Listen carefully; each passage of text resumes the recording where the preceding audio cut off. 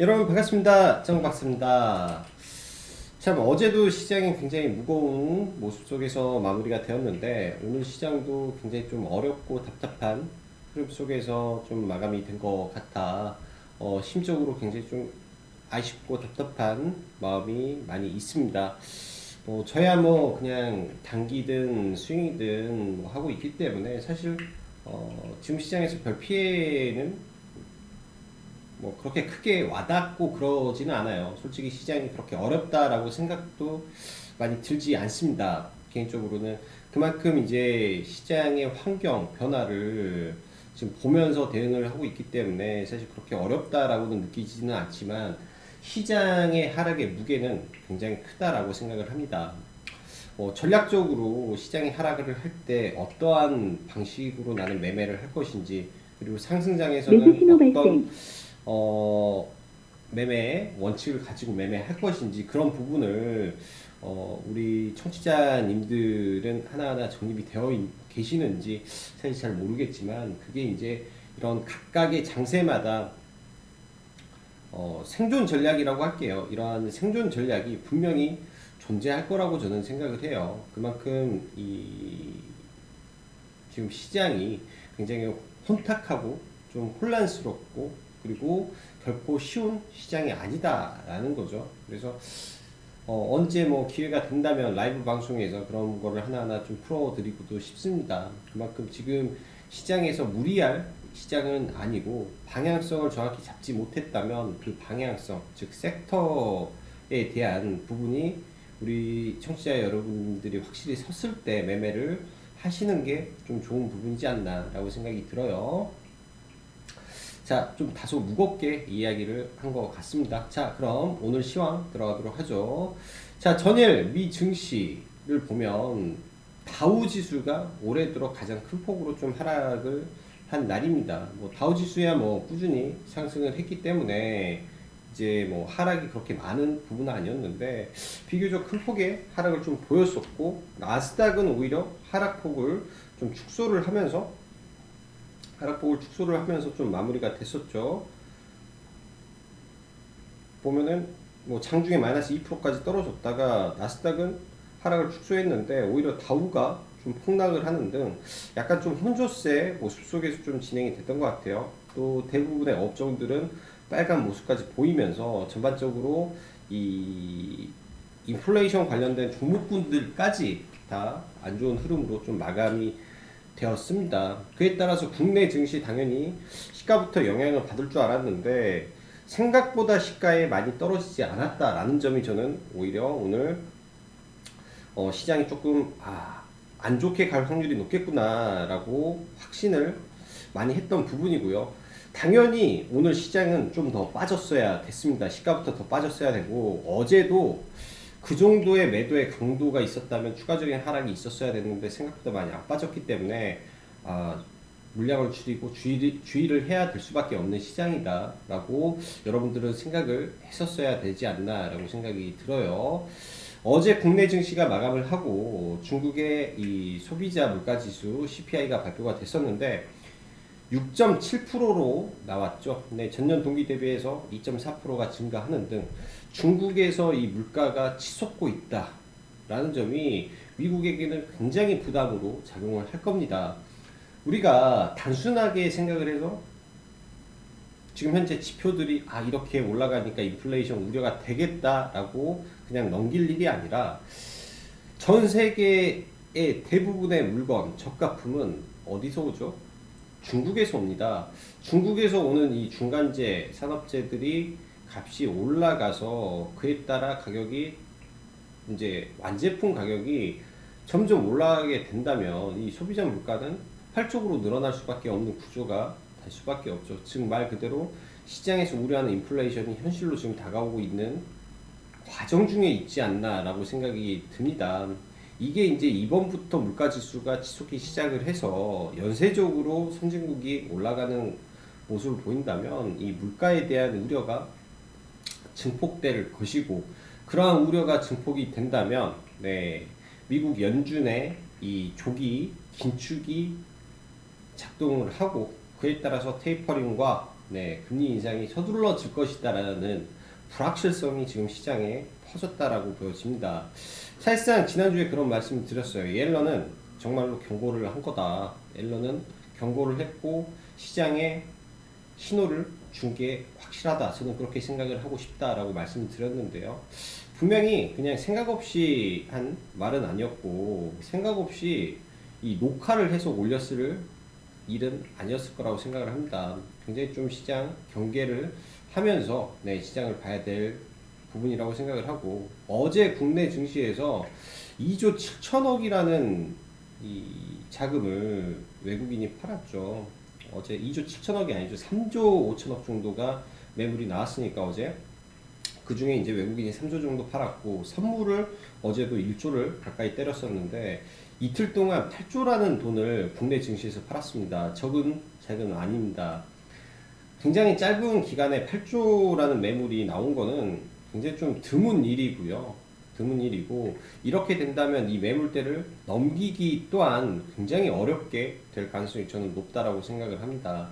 이만큼의 이 매물 투하 그리고 동시다발적인 아시아계의 하락은 지금 우리가 생각을 해봐야 될 거는 아시아 전체적인 이 이머징의 포지션을 줄이는 건 아닌지 환율적인 부분에서 이렇게 우호적인 환경인데도 불구하고 이렇게 파는 거는 뭔가가 있지 않나라는 우려를 한번 해보면서 시장을 바라보려고 해요. 말 그대로 굉장히 조심스럽고 또 조심스럽게 시장을 대할 각오를 계속 하고 있다라고 여러분들도 생각을 하시면서 보시면 좋을 것 같습니다. 그렇다고 뭐 이제 시장의 매매에 두려움을 갖고 그러진 않아요. 할 거 다 하지만은 이런 환경 속에서는 코스피라든지 이 주도주 안에서 시가총액 상위 종목군들 그리고 과거 시장을 리드했던 뭐 반도체, IT, 뭐 2차전지, 서비스 뭐 등등 종목군들은 아예 쳐다도 보지 말아야 될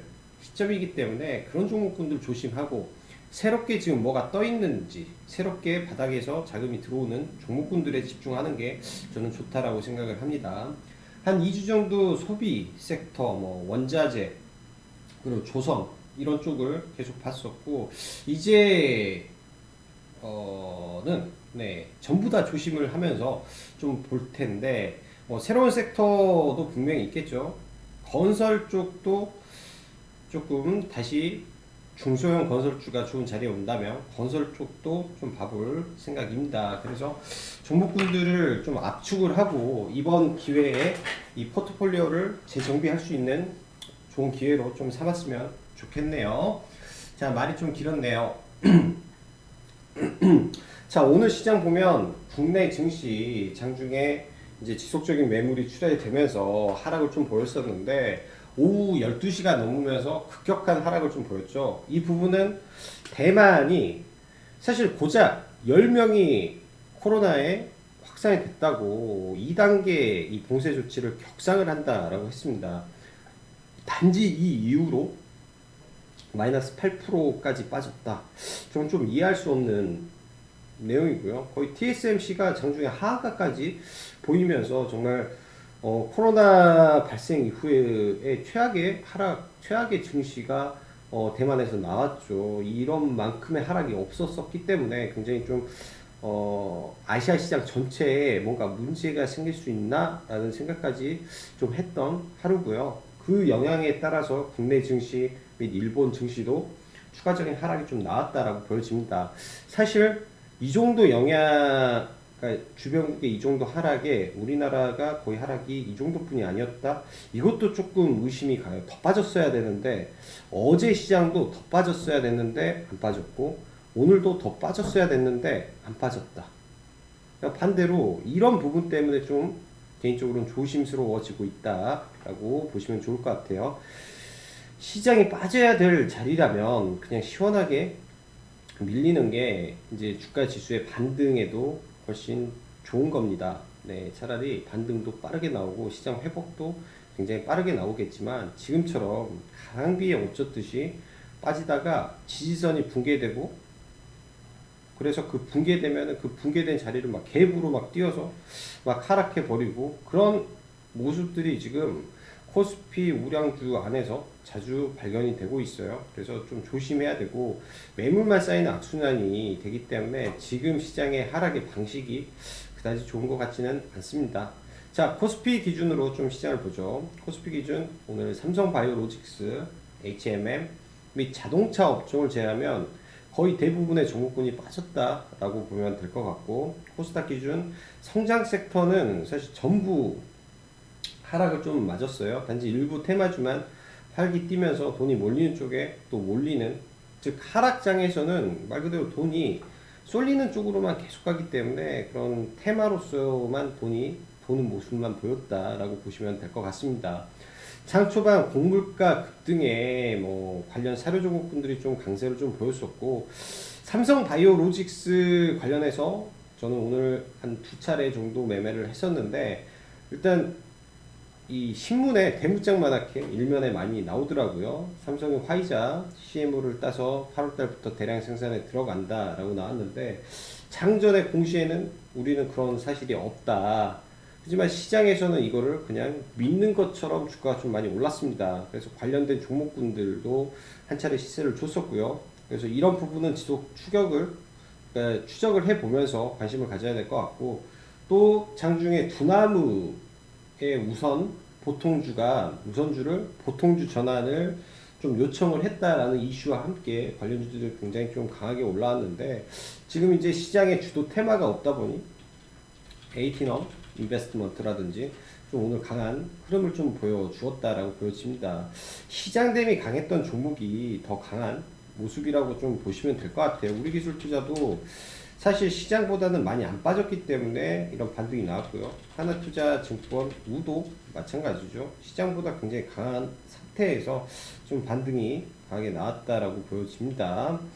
자, 그리고 오늘 MSCI 5월 반기 리뷰 결과가 나왔는데, 이 안에서 일단 HMM, 그 다음에 뭐 SKC, 하이브 등등이 다 포함이 됐어요. 근데 유일하게 좀 HMM만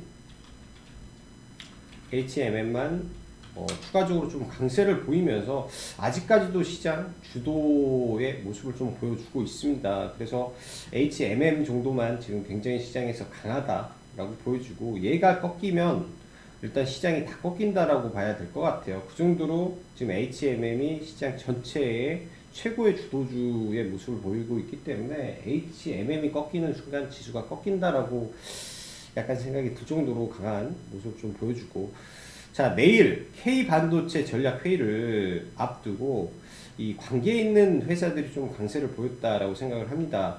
일단 최근 시장에서 보면 차량용 반도체 쇼티지 문제가 있었고, 그 다음에 기판이 부족해서 폭등하는 이슈가 있었죠.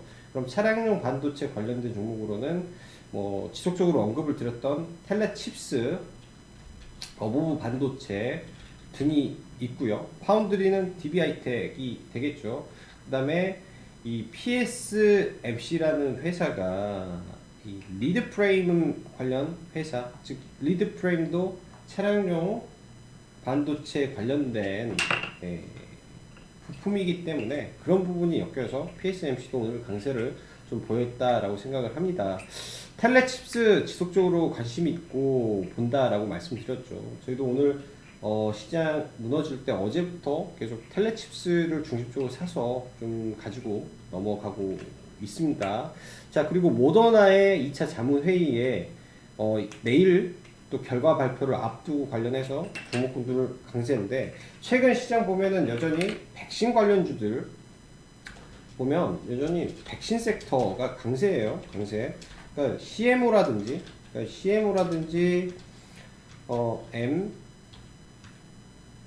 RNA 관련해서라든지, 그리고 mRNA 관련해서 백신, mRNA 뭐 등등이 되겠죠. 이런 쪽 관련해서 여전히 시장에서 굉장히 강합니다. 그래서 이 종목군들을 계속 포기하지 말고 이 종목군들 안에서 좀 봐야 되지 않나 생각이 들어요. 하나의 테마를 엮고 지속적인 움직임을 보여주고 있기 때문에, 그로 인해서 오늘 뭐 유바이오 로직스 추가 상승이 나오고, 아이진 강세 보이고, ST팜 시간 외에 오르고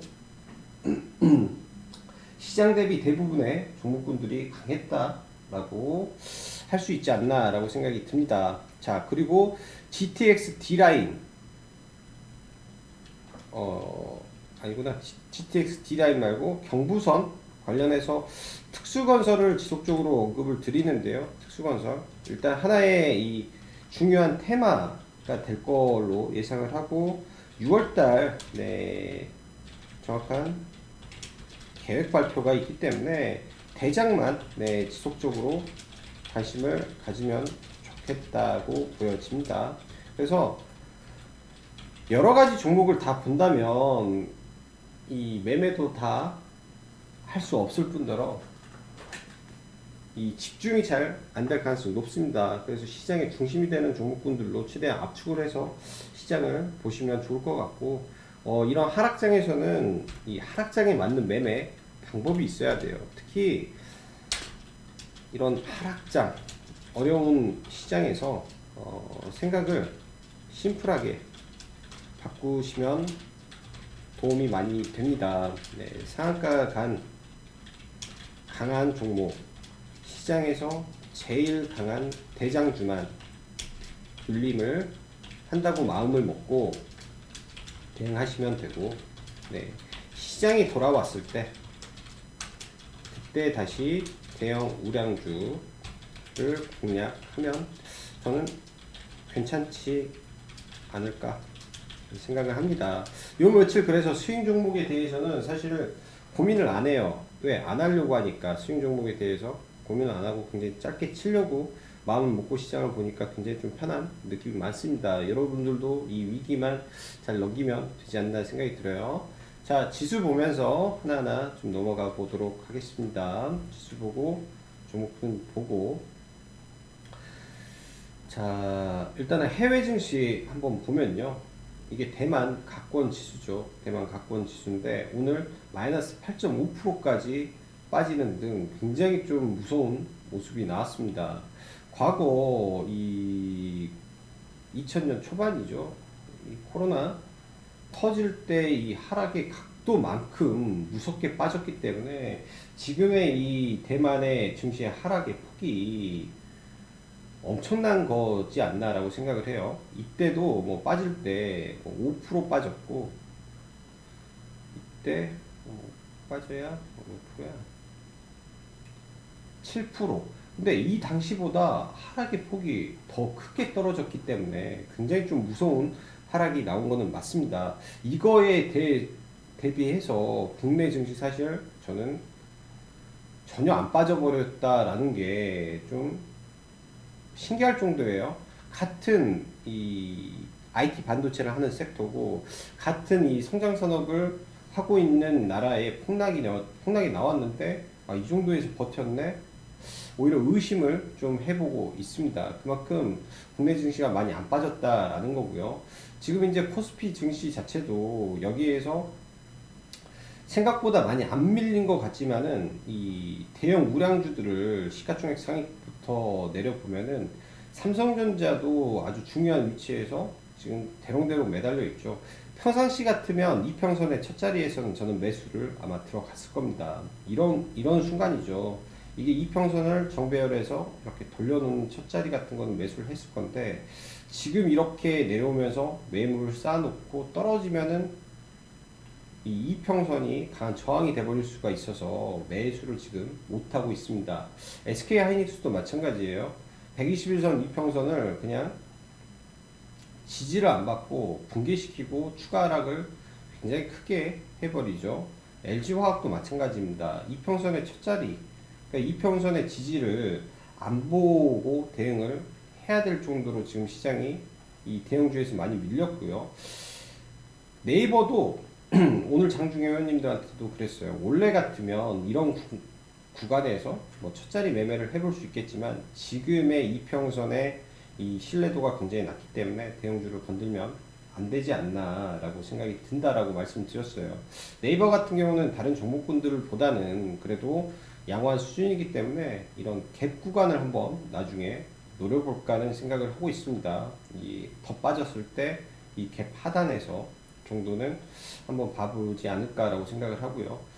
그 다음에 카카오도 이 이평선 첫 자리까지 내려올 때까지 좀 기다려야 될 것 같아요. 현대차 그나마 좀 오늘 양호했고, 현대차, 기아차 같은 경우는 어제 발표된 국내 수출 데이터 자체가 자동차가 300%, 부품이 500% 늘었다라는 수출 통계 때문에 좀 오늘 시장 대비 강했다라고 보여주고, 최근에 강했던 포스코, 현대제철, 그리고 이 중공업 섹터까지 오늘 좀 무너지면서 전체적인 코스피가 좀 많이 힘든 모습을 좀 보여줬어요. 코스닥도 마찬가지죠.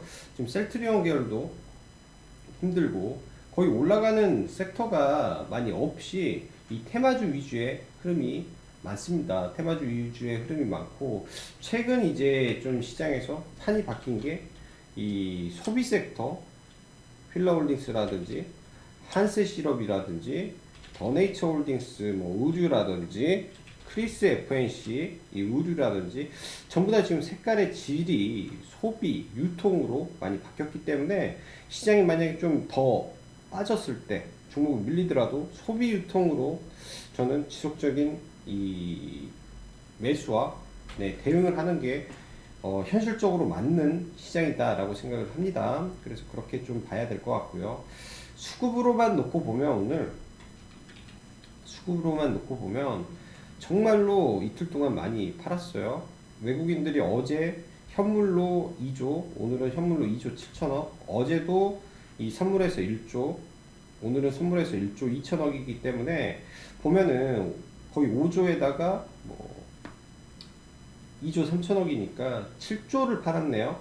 7조를 이틀 동안 팔았어요. 이틀 동안 선물까지 포함하면 7조를 팔았기 때문에 이제껏 이렇게 판 역사가 없습니다. 웬만해서 이 정도까지 나온 적이 없는데 이틀 만에 7조는 저는 개인적으로 좀 크다라고 생각을 해요. 그만큼 강한 매물이 좀 출회가 된 하루였다라고 보여지고,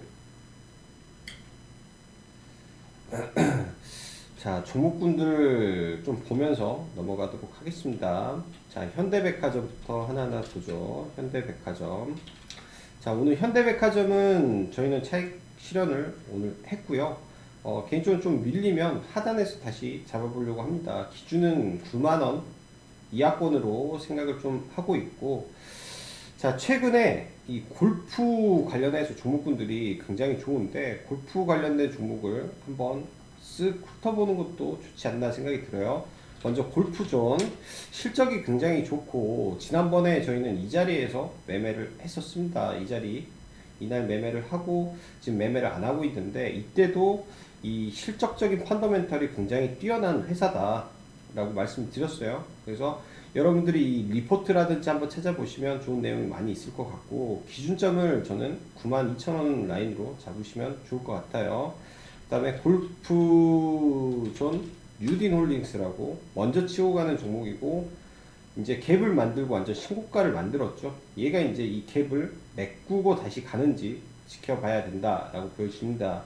최근 휠라홀딩스가 굉장히 크게 갭을 들고 올라왔는데, 이 힘에는 우리가 알고 있는 타이틀리스트라는 옷이 있죠. 타이틀리스트를 자회사로 품으면서 매출이 그리고 영업이익이 급격하게 늘어났습니다. 그래서 이 종목도 이 갭을 메우면서 다시 가는 모습이 나올 거라고 생각을 하고요.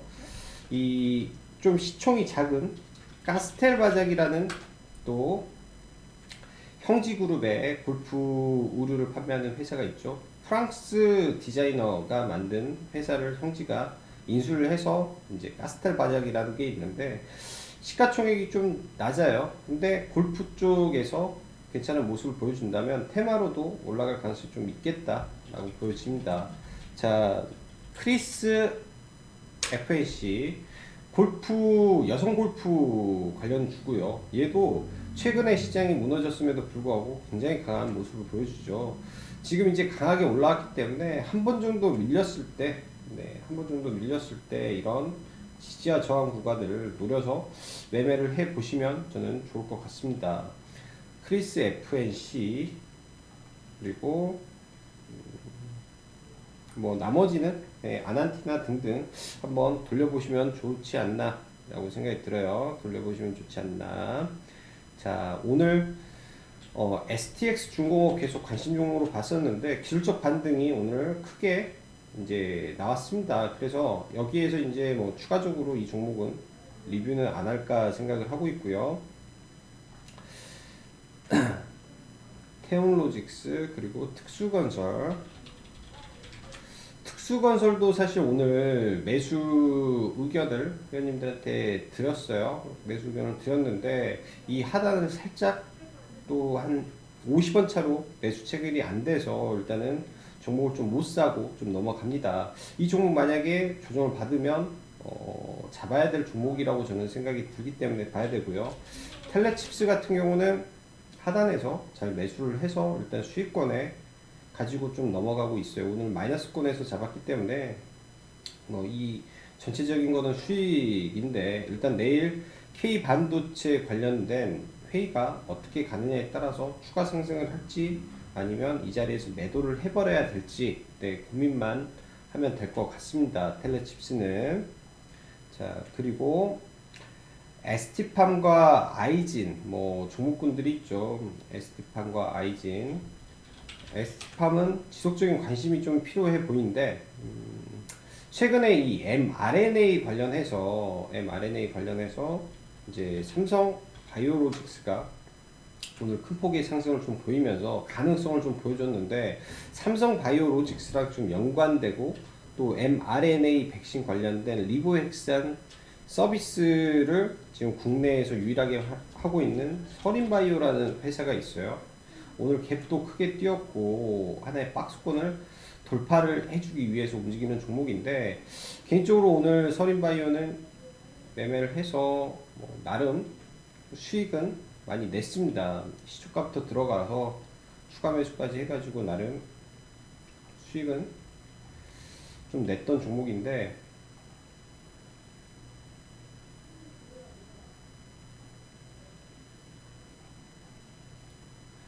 이렇게 매매를 했어요. 이제 시가 아래에서 들어가서 몇 프로 뛰기 하고 물량 반 들고 있다가 여기서 추격 매수를 해서 이게 돌파를 보려고 들어간 거죠. 여기서 돌파하고 상한가 갈 줄 알았습니다. 저는 그만큼 잘 나왔기 때문에 했던 종목인데 이 종목 같은 경우에는 이제 재료가 제가 봤을 때는 이 mRNA 계열에서 누군가가 OEM을 그러니까 CMO를 진행하게 된다면 이 박스권을 돌파할 가능성이 좀 높아 보인다라고 생각이 들어요. 그래서 음봉 매집이라고 생각을 하면 이 하단 구간에서 잘 물량을 모아가면 충분히 승산이 있을 가능성이 높겠다라고 보여집니다. 그래서 서린바이오도 관심 종목으로 좀 넣어서 보시면 좋을 것 같고 자, 오늘은 백금 TNA라는 종목이 있는데요. 백금 TNA라는 종목이 있는데 과거 안희정 관련주로 굉장히 크게 정치 테마주로 올랐던 종목 중에 하나입니다. 안희정 관련주로 해서 여기에서 그러니까 바닥에서 4배 올라가고 총 8배 올라갔다가 이렇게 떨어졌었는데 이런 과거의 이 정치 테마주가 어느 순간에 이 인물을 바꿔서 나올 때가 많아요. 이게 끼가 있는 종목인데 인물을 바꿔서 나올 때가 많은데 내일 이제 다시 재돌파를 하게 된다면 저는 굉장히 또 크게 갈 가능성이 높지 않나라고 보여집니다. 그래서 백금 TNA 한번 관심을 가져보시면 좋을 것 같고요. 백금 TNA 그 다음 한국선제 이것도 정치 테마주죠. 한국선제도 정치 테마주인데 굉장히 좀 높습니다. 굉장히 높은데 이 단일가 이후에 돌파가 이제 내일 나오는 자리가 되는 거죠. 돌파를 치고 그러니까 기준선만 확실하면 이 구간에서 돌파를 치고 이 직전 고점을 넘는 모습도 나올 수가 있어요. 왜냐 매물대가 없는 구간에서 이런 매물대가 이제 아주 과거에 있는 매물대이기 때문에 사실 이런 큰 매물대가 없는 구간에서 지금 매물대를 돌파할 수 있는 모습이다라고 보여집니다. 결과로 이 마지막에 5,900원을 넘긴다면 위로 매물이 없어요. 위로 매물이 굉장히 위에 있기 때문에 한 차례 크게 갈 수도 있는 부분이라고 보여지고 지금 홍준표 관련해서는 유일한 대장주가 돼버렸죠. 그래서 홍준표 관련 종목으로 보시면 좋을 것 같습니다. 시장 지금 어렵고 좀 답답한 모습인데 그래도 이 구간만 좀 잘 지나면 이 종목별로 가격 메리시라는 게 분명히 생길 거라고 생각을 해요. 그런 구간이 또 오면 또 스윙 종목도 나올 거고 좀 편하게 주식을 할 수 있는 시절이 분명 올 거라고 생각을 합니다. 시장에서 이렇게 태풍이 몰아칠 때는 잠시 쉬는 것도 저는 좋은 전략이라고 보기 때문에 너무 무리하지 마시고 시장 대응하셨으면 좋을 것 같아요. 자, 오늘도 수고 많으셨고 여기까지 짱 박사였습니다. 감사합니다.